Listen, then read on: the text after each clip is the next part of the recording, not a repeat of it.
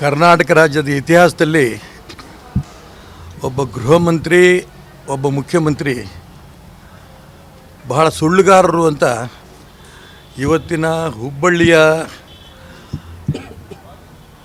ಶ್ರೀಕಾಂತ ಪೂಜಾರಿಯ ಜಾಮೀನು ಕೇಸ್ನಲ್ಲಿ ಸ್ಪಷ್ಟ ಆಗಿದೆ. ರಾಜ್ಯದ ಇತಿಹಾಸದಲ್ಲಿ ಇಷ್ಟು ಸುಳ್ಳು ಯಾವುದೇ ಮುಖ್ಯಮಂತ್ರಿ, ಯಾವುದೇ ಗೃಹ ಮಂತ್ರಿ ಕೋರ್ಟಿಗೆ ಕೊಟ್ಟಿರಲಿಲ್ಲ. 16 ಕೇಸ್ಗಳಿದೆ ಶ್ರೀಕಾಂತ ಪೂಜಾರಿ ಮೇಲೆ ಅಂತ ಹೇಳ್ಕೊಂಡು ಯಾವ್ಯಾವುದೋ ಕೇಸ್ಗಳನ್ನು ಮೆನ್ಷನ್ ಮಾಡಿದರು. ಆ ಕೇಸ್ಗಳನ್ನು ಮೆನ್ಷನ್ ಮಾಡೋಂಥ ಸಂದರ್ಭದಲ್ಲಿ ಈವನ್ FIR ಕಾಪಿ ಕೂಡ ಕೋರ್ಟಿಗೆ ಕೊಟ್ಟಿಲ್ಲ. ಯಾವುದೇ ವ್ಯಕ್ತಿಯ ದೂರು ಕೂಡ ದಾಖಲೆ ಆಗಿಲ್ಲ. ಈ ರೀತಿ ಇಂಥ ಸಂದರ್ಭದಲ್ಲಿ ಆ ಶ್ರೀಕಾಂತ ಪೂಜಾರಿಯನ್ನು ಬಂಧಿಸಿದ್ದೇ ಮಹಾ ಅಪರಾಧ. ಇಡೀ ರಾಜ್ಯದಲ್ಲಿ ಇದನ್ನು ಪ್ರತಿಭಟನೆ ಮಾಡ್ತಾ ಇರೋಂಥ ಸಂದರ್ಭದಲ್ಲಿ ಮುಖ್ಯಮಂತ್ರಿಗಳು ಮತ್ತು ಗೃಹ ಮಂತ್ರಿಗಳು ಇಬ್ಬರು ಹೇಳ್ತಿದ್ದೇನು ಅಂತಂದರೆ, ಇಷ್ಟೊಂದು ತಪ್ಪು ಮಾಡಿದಂಥ ವ್ಯಕ್ತಿ ಬಗ್ಗೆ ಕ್ರಮ ತಗೋಬಾರ್ದಾ ಅಂತ ಅಹಂಕಾರದ ಮಾತನ್ನು ಮುಖ್ಯಮಂತ್ರಿಗಳು ಹೇಳ್ತಾಯಿದ್ರು.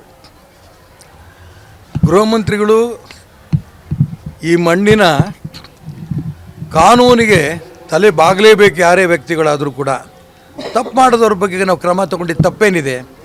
ಭಾರತೀಯ ಜನತಾ ಪಾರ್ಟಿ ಈ ರೀತಿ ತಪ್ಪು ಮಾಡಿದಂಥ ಆರೋಪಿಯ ಪರವಾಗಿ ಇಡೀ ರಾಜ್ಯದಲ್ಲಿ ಹೋರಾಟ ಮಾಡ್ತಿರೋದು ತಪ್ಪು ಅನ್ನೋಂಥ ಮಾತನ್ನು ಗೃಹ ಮಂತ್ರಿಗಳು ಹೇಳಿದರು. ಇವತ್ತು ಕೋರ್ಟ್ ತುಂಬ ಸ್ಪಷ್ಟ ಮಾಡಿದೆ.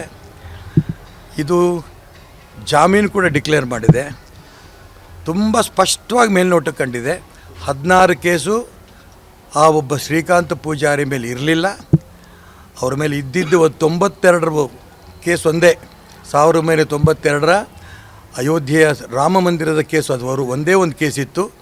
ಅದು ಕೂಡ ಅವ್ರು ಇನ್ನೊಂದು ಹೇಳಿದ್ರು. ಅದ್ರ ಮೇಲೆ ಏನು ಹೇಳಿದರು, ಯಾವುದೇ ಕೋರ್ಟಿನ ವಿಚಾರಣೆಗೆ ಆ ಶ್ರೀಕಾಂತ್ ಕುಲಕರ್ಣಿ ಬರ್ತಾ ಇರಲಿಲ್ಲ. ಅದು ಒಂದು ಸುಳ್ಳು. ಹಾಗಾಗಿ ಇವತ್ತು ನಾನು ಪ್ರಜಾಪ್ರಭುತ್ವ ವ್ಯವಸ್ಥೆಯಲ್ಲಿ ನ್ಯಾಯಾಲಯಕ್ಕಿದ್ದಂಥ ಗೌರವ ನಿಜಕ್ಕೂ ಜಾಸ್ತಿ ಆಗಿದೆ. ರಾಜ್ಯದ ಮುಖ್ಯಮಂತ್ರಿಗಳು ಮತ್ತು ಗೃಹ ಮಂತ್ರಿಗಳು ಭಂಡತನದಲ್ಲಿ ಕೋರ್ಟಲ್ಲಿ ಕೊಟ್ಟಂಥ ಒಂದು ಕೇಸು ನಿಜಕ್ಕೂ ಕೂಡ ದುರಾದೃಷ್ಟ. ಆ ಭಂಡ ಮುಖ್ಯಮಂತ್ರಿ ಮತ್ತು ಭಂಡ ಗೃಹ ಮಂತ್ರಿಗಳು ಅವರ ರಾಜ್ಯದ ಜನರ ಕ್ಷಮೆ ಕೇಳಬೇಕು. ನಾವು ತಪ್ಪು ಮಾಡಿದ್ದೀವಿ ಅನ್ನೋದು ಒಂದು. ಎರಡನೇದು, ಯಾವ ಪೊಲೀಸ್ ಅಧಿಕಾರಿಗಳು ಈ ರೀತಿ ಗೃಹ ಮಂತ್ರಿಗಳಿಗೆ, ಮುಖ್ಯಮಂತ್ರಿಗಳಿಗೆ, ಕೋರ್ಟಿಗೆ ತಪ್ಪು ಅಭಿಪ್ರಾಯಗಳನ್ನು ಕೊಟ್ಟಿದ್ದಾರೋ, ದಾಖಲೆಗಳ ಸಮೇತ ಕೊಟ್ಟಂಥ ಪ್ರಯತ್ನ ನಡೆಸಿದಾರೋ ಅಂಥ ಪೊಲೀಸ್ ಅಧಿಕಾರಿಗಳ ಮೇಲೂ ಕೂಡ ಮಾನ್ಯ ಮುಖ್ಯಮಂತ್ರಿಗಳು, ಗೃಹ ಮಂತ್ರಿಗಳು ಅವ್ರ ಮೇಲೆ ಕ್ರಮ ತಗೋಬೇಕು ಅನ್ನೋಂಥ ಒತ್ತಾಯವನ್ನು ಈ ಸಂದರ್ಭ ಮಾಡ್ತೀನಿ. ಅನುಕ್ಷಣದ ಸುದ್ದಿಗಳಿಗಾಗಿ ವಿಸ್ತಾರ ನ್ಯೂಸ್ ಯೂಟ್ಯೂಬ್ ಚಾನೆಲ್ ಸಬ್ಸ್ಕ್ರೈಬ್ ಮಾಡಿ. ಹೊಸ ಸುದ್ದಿಗಳ ನೋಟಿಫಿಕೇಶನ್ಗಾಗಿ ಬೆಲ್ ಐಕಾನ್ ಕ್ಲಿಕ್ ಮಾಡಿ. ಲೇಟೆಸ್ಟ್ ಅಪ್ಡೇಟ್ಸ್ಗಾಗಿ www.vistaranews.com ವೆಬ್ಸೈಟ್ಗೆ ವಿಸಿಟ್ ಮಾಡಿ.